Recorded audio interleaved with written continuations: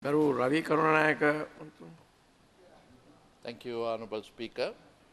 Thank you very much for giving me opportunity to not only to respond to Senior Minister, former Minister of Finance, but also to contribute our knowledge from the United National Party in order to ensure the borrowers are put to a more safer point, and also to contribute as to how we can further improve the legislation that you're bringing, not to protect the consumer but the bankers.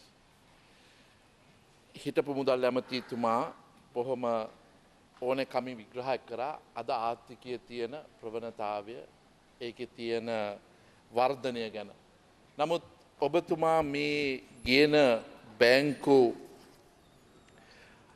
ප්‍රදානය කරන ලද ණය අය කර ගැනීමේ විශේෂ විවිධාංග සංශෝධන පනත තුලින් ඔබතුමා බැංකු වලට තියෙන රැකවරණය ස්ථාපිත කිරීම මිසක් ඒ ණය ගන්න ණය කරුවා ගැන මොකුත් මං හිතන්නේ මේකෙන් කතා කරලා නැහැ. මොකද ලක්ෂ 50කට අඩුව ගන්න එක්කෙන ගැන තමයි ආණ්ඩුව අවධානය යොමු කරලා තිබෙන්නේ. අද එවැනි තත්වයකට වැඩිය ඊට වැඩිය මුදල් ගන්න අය කොහොමද බැංකු වලින් මේක ආරක්ෂා කරන්න කියන එක තමයි මේ පනත ගෙනල්ලා තියෙන්නේ.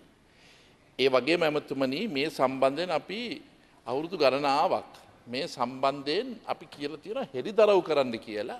මේකේ යම් විදියකින් බොරු වංචා හොරකම් තුලින් ණය ආණ්ඩුවේ බැංකු තුලින් ගන්න හදනවා නම් මේවා ප්‍රසිද්ධ කරන්නේ නම් නමුත් දෙන්නේ 3 දෙනෙක් 4 දෙනෙක් නිසා ඒ බැංකු ක්ෂේත්‍රේ කඩා වැටීමේ තියෙන ප්‍රවණතාවය අපි ආරක්ෂා කරන්න ඕනේ කියන එක අපි එදා ඉඳන්ම කතා කරලා තියෙනවා. දැන් ඔබතුමාගේ තර්කය තුලින් මොනවද ඉදිරිපත් කරලා තියෙන්නේ? ආර්ථිකය හොඳයි. ආර්ථිකය හොඳ නිසා මේවා ගේන්න අවශ්‍යයි. මේ ගේන්න අවශ්‍ය වන්නේ ආර්ථිකය හොඳ කරපු කට්ටියටද නැත්නම් ආර්ථිකයේ ණය දීලා ඒකෙන් ගන්න අමාරු වෙලා තියෙන කට්ටියටද? ඒ කොටස තමයි කියලා තියෙන්නේ. ලක්ෂ 50ට අඩුව තියෙන කට්ටිය රටේ ආර්ථිකය උඩට තල්ලු කර කර යන්න ක්‍රමයක් ඇති කරන්න ලේසි වෙන්නේ නැහැනේ. ඉතින් ඇමතුමනි මම මේ අවස්ථාවේදී අහන්නේ now the statement of legal effect. What is it saying? Clause number 2, the clause inserts new section 5, the recovery loans by banks of special provision, amendment number such and such. The principal sum borrowed is over 5 million rupees. Now that basically stipulates that the bank, what you are trying to do through this legislation, piece of legislation, is fortify the bank. Without fear you give over 5 million and we will ensure that your parati execution is made easy. So what we are basically saying is, remember today 5 million with... No, I know that. I know that. What we are saying is, if it is there in the law, as Honorable John Amaratunga mentioned to you very clearly, why don't you make it 50 million? Because remember what is 5 million today? When these laws were brought in by N.U. Jayawardena, then was to satisfy his ego in the banking sector. But nobody speaks of the consumer. But there is a necessity while lending, you also got to lend the protector. The person who's lending and the borrower both needs to be protected. But what happens here is this 5 million. 5 million today, the government's actions alone can defeat the purpose. Because you're saying on one side, you're protecting from parati execution. On the other side, you had 26% inflation which happened 2 years ago. Now a person who borrows today, say 5 million, of course not 5 million, it has to be 6 million, or you say 5 million and above, say 6 million. The government brings a legislation, you can't basically assume now it's happened to the helicopter company. This happened to domestic airline companies. They floated companies, they brought in 100, 200 million, and suddenly they said you can't fly in Sri Lanka. What happened to those companies? All went bankrupt. Now if the same thing is utilized in this particular lending aspect, then the defeatist attitude that has been got to be taken is owing to the government activities.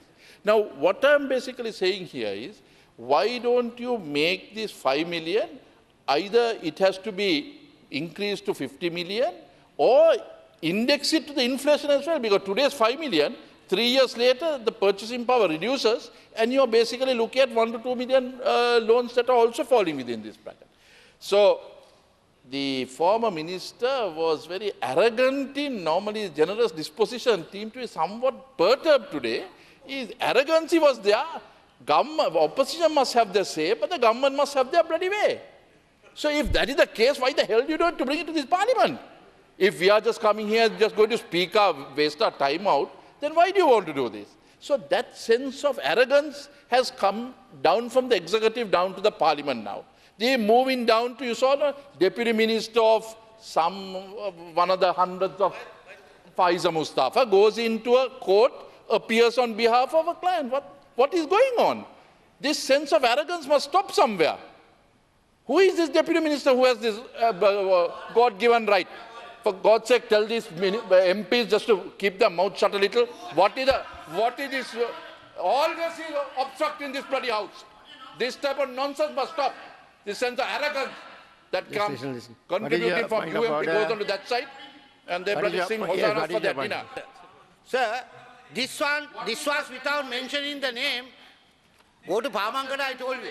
Without mentioning the name, sir, the Honorable Chief Whip of the Opposition raised it. Now he is referring to the conduct of a member. We have no knowledge of the Honorable Deputy Minister. And you have no knowledge. Therefore, sir, he is talking nonsense. It must be expunged. You can't. I think, sir, as far as I am concerned, ministers can't